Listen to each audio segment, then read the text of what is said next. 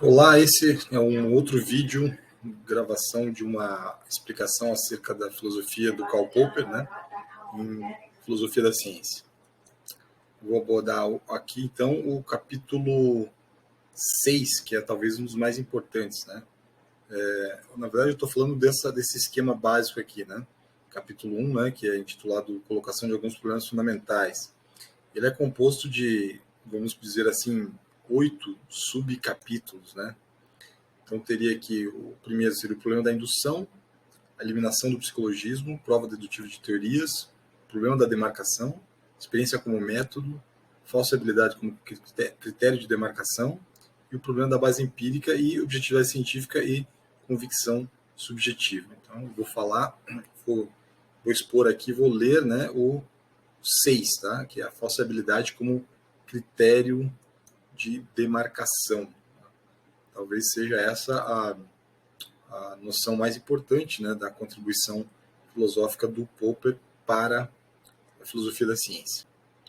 Então, aqui eu marquei, né, os parágrafos, são 10 parágrafos que tem esse subcapítulo, né, e eu vou tentar lê-los assim o mais pausadamente possível. Primeiro, então, né, o critério de demarcação inerente à lógica indutiva, isto é, o dogma positivista do significado, equivale ao requisito de que todos os enunciados da ciência empírica, ou todos os enunciados significativos, devem ser suscetíveis de serem, afinal, julgados com respeito à sua verdade e falsidade. Diremos que eles devem ser conclusivamente julgáveis. Isso quer dizer que sua forma deve ser tal que se torne logicamente possível verificá-los e falsificá-los. Schlick diz, abre aspas, um enunciado genuíno deve ser passível de verificação conclusiva. Weismann é ainda mais claro. Se não houver meio possível de determinar se um enunciado é verdadeiro, esse enunciado não terá significado algum, pois o significado de um enunciado confunde-se com o método de sua verificação. Então, são autores aqui, né, até esse primeiro parágrafo, que enfatizam, digamos assim, a veracidade, né, ou a possibilidade de verificação verdadeira, né, dos enunciados. Vamos então aqui para o parágrafo 2. Ora, a meu ver, não existe a chamada indução. É uma afirmação drástica, né? Está aqui no texto, né? Vou repetir. Ora, a meu ver, não existe a chamada indução. Nestes termos, inferências que levam a teorias, partindo-se de enunciados singulares, verificados por experiência, não importa o que isto possa significar, são logicamente inadmissíveis. Consequentemente, as teorias nunca são empiricamente verificáveis. Se quisermos evitar o erro positivista de eliminar, por força de critério de demarcação que estabeleçamos, os sistemas teóricos de ciência natural, deveremos eleger um critério que nos permita incluir, no domínio da ciência empírica, até mesmo enunciados insuscetíveis de verificação. Nota.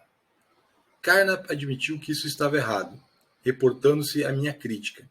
Admitiu mais claramente ainda em Testability and Meaning, Philosophy of Science, 1937, onde reconhece o fato de não serem as leis universais apenas convenientes, mas essenciais para a ciência. Todavia, Carnap volta a abraçar uma posição muito semelhante à que estou criticando em seu livro de cunho indutivista, Logical Foundations of Probability, onde assevera que as leis universais têm possibilidade zero, e é compelido a dizer, em vista disso, que a ciência, embora não possa eliminar essas leis, pode muito bem passar sem elas. Parágrafo 3. Contudo, só reconhecerei um sistema como empírico ou científico se ele for passível de comprovação pela experiência. Essas considerações sugerem que deve ser tomado como critério de demarcação não a verificabilidade, mas a falseabilidade de um sistema. Em outras palavras, não exigirei que um sistema científico seja suscetível de ser dado como válido de uma vez por todas em sentido positivo. Exigirei, porém, que sua forma lógica seja tal que se torne possível validá-lo através de recurso a provas empíricas, em sentido negativo. Deve ser possível refutar, pela experiência, um sistema científico completo. Vamos aqui para o parágrafo 4, que é mais uma nota, na verdade, quase uma nota, né? Assim, o enunciado, abre aspas, choverá ou não choverá aqui amanhã, não será considerado empírico, simplesmente porque não admite refutação, ao passo que será considerado empírico o enunciado, abre aspas, choverá aqui amanhã, fecha aspas. Poderíamos dizer também o contrário, né? A afirmação em sentido unilateral, né? Não choverá aqui amanhã. Talvez isso também possa ser considerado, então, empírico, né? O que não pode é uma afirmação que seja contraditória, por assim dizer, né? Aparentemente é isso que se compreende a partir dessa nota aqui do parágrafo 4. Vamos para o parágrafo 5. Várias objeções podem ser levantadas contra o critério de demarcação aqui proposto. Antes de tudo, poderá parecer teimosia sugerir que a ciência de que supõe-se esperar informações, supõe-se devemos esperar informações positivas, seja caracterizada pela obediência a um requisito negativo como a refutabilidade.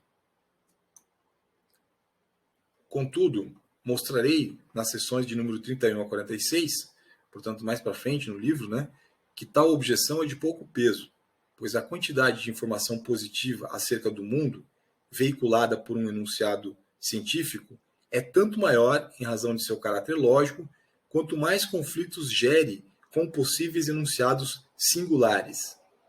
Nem é por acaso que chamamos leis as leis da natureza. Quanto mais proíbem, mais dizem. Parágrafo 6. Pode-se tentar voltar contra mim meus próprios argumentos críticos acerca do critério indutivista de demarcação. Com efeito, pode parecer cabível levantar contra a falseabilidade, como critério de demarcação, objeções similares às que levantei contra a verificabilidade. Vamos para o parágrafo 7, então, né? O ataque não me perturbará. Minha posição está alicerçada numa assimetria entre verificabilidade e falseabilidade. Assimetria que decorre da forma lógica dos enunciados universais. Esses enunciados nunca são deriváveis de enunciados singulares, mas podem ser contraditados pelos enunciados singulares. Consequentemente, é possível, através do recurso a inferências puramente dedutivas, com auxílio do modus tollens da lógica tradicional, concluir acerca da falsidade de enunciados universais a partir da verdade de enunciados singulares. Essa conclusão acerca da falsidade dos enunciados universais é a única espécie de inferência estritamente dedutiva que atua, por assim dizer, em direção indutiva, ou seja, de enunciados singulares para enunciados universais. Parágrafo 8. Uma terceira objeção poderia ser mais séria. Caberia afirmar que, embora admitida a assimetria, continua a ser impossível, por motivos diversos, que todo o sistema teorético sempre possa ser conclusivamente falseado. Isto porque sempre é viável encontrar alguma forma de evitar a falsificação, introduzindo, por exemplo, uma hipótese auxiliar ad hoc, ou alterando ad hoc uma definição. É mesmo possível, sem incoerência lógica, adotar a posição de simplesmente recusar reconhecimento a qualquer experiência falseadora. Por certo, peraí, um pouquinho só. Vamos repetir aqui, parágrafo 8. É mesmo possível, sem incoerência lógica, adotar a posição de simplesmente recusar reconhecimento a qualquer experiência falseadora. Por certo, habitualmente os cientistas não procedem dessa maneira. Por certo, habitualmente os cientistas não procedem dessa maneira. Vou repetir mais uma vez esse parágrafo, essa parte do parágrafo 8, né? É mesmo possível, sem incoerência lógica, adotar a posição de simplesmente recusar reconhecimento a qualquer experiência falseadora. Por certo, habitualmente os cientistas não procedem dessa maneira, mas do ponto de vista lógico, tal processo é possível. Esse fato poder-se-ia asseverar torna dúbio o valor lógico do critério de demarcação por mim proposto, para dizer o mínimo. Finalmente, vamos para o parágrafo 9 aqui, né? Quase acabando. Devo admitir a procedência dessa crítica, mas nem por isso estou obrigado a retirar minha sugestão de adotar a falseabilidade como critério de demarcação. Com efeito, irei propor nas sessões 20 e seguintes que o método empírico seja caracterizado como um método que exclui exatamente aquelas maneiras de evitar a falseabilidade, que, tal como insiste corretamente meu imaginário crítico, são logicamente possíveis. Segundo minha proposta, aquilo que caracteriza o método empírico é sua maneira de expor a falsificação. Talvez aqui é a sua maneira de se expor à falsificação, né? De todos os modos concebíveis. Não, estava correto, então vou repetir. Segundo minha proposta, aquilo que caracteriza o método empírico é sua maneira de expor à falsificação de todos os modos concebíveis o sistema a ser submetido à prova.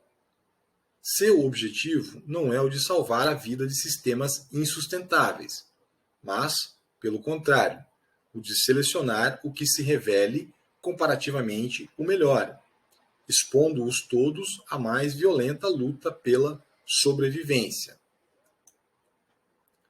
Vamos para o parágrafo 10. Segundo minha proposta, aquilo que caracteriza o método empírico é sua maneira de expor a falsificação de todos os modos concebíveis. Bem, aqui eu estou repetindo, né? Acho que eu cometi um pequeno erro aqui, deixa eu voltar. Faltou uma pequena frase aqui, né? O critério de demarcação proposto leva-nos ainda à solução do problema da indução, tal como colocado por Hume, do problema da validez das leis naturais. A raiz desse problema está na aparente contradição entre o que pode ser chamado de tese fundamental do empirismo, tese segundo a qual só a experiência pode decidir acerca da verdade ou falsidade de um enunciado científico, e o fato de Hume ter se dado conta da inadmissibilidade de argumentos indutivos. Essa contradição, agora sim, né, continuando aqui, essa contradição só se manifesta se presumir que todos os enunciados científicos e empíricos devam ser conclusivamente decisíveis, isto é, se admitir que sua verificação e falsificação devem ser, em princípio, possíveis. Se rejeitarmos esse requisito e admitirmos como empíricos também os enunciados decisíveis e mais especialmente falseáveis e que são suscetíveis de comprovação através de tentativas sistemáticas de falseá-los, então a contradição desaparecerá. O método de falsificação não pressupõe inferência indutiva, mas apenas as transformações tautológicas da lógica dedutiva, cuja validade não está em questão. Fico por hora por aqui e vou ver se eu corrijo depois esse vídeo para acrescentar aquele parágrafo que faltou ali do Hume.